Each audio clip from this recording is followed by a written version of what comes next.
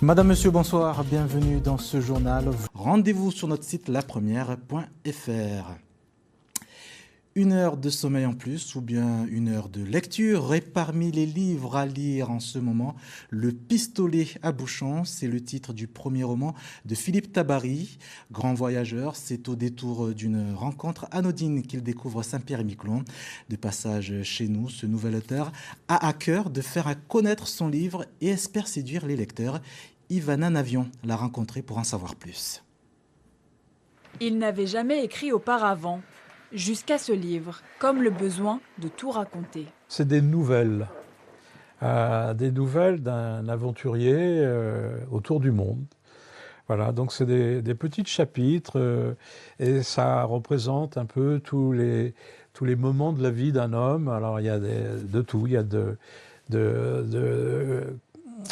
l'amour, il y a des problèmes de santé, il y a des aventures dans la jungle, etc. Des bateaux, beaucoup de bateaux, parce que je suis un homme de la mer. Philippe Tabary s'est retrouvé enfermé dans une prison en Serbie pendant 6 mois. Un laps de temps qui lui sembla interminable, au cours duquel il n'a eu d'autre choix que de se plonger dans l'écriture, telle une échappatoire. Je revenais d'Ouzbékistan. Ensuite, j'ai fait un petit crochet par l'Inde, j'ai fait le tour de l'Inde. Et puis je rentrais en France et à la frontière de Serbie, mon van a été arrêté et j'avais un pistolet à pétard. C'est totalement inoffensif.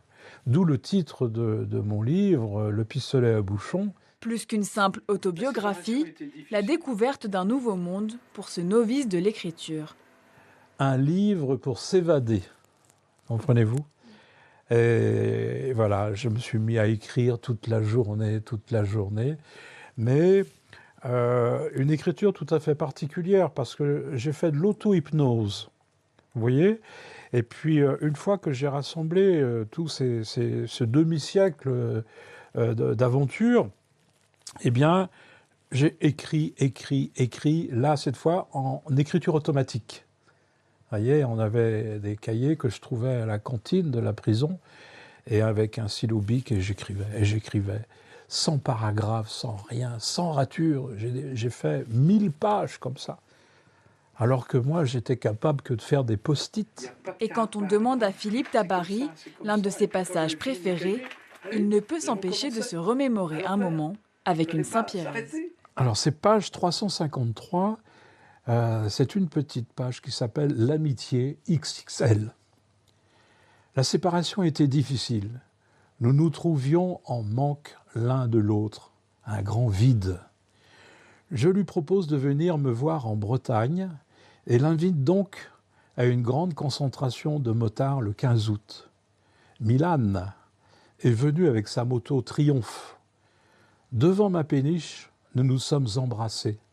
J'ai pleuré, comme d'habitude, et autour de nous, les amis étaient remplis d'émotions. 5000 kilomètres, aller-retour. Quel immense acte d'amitié.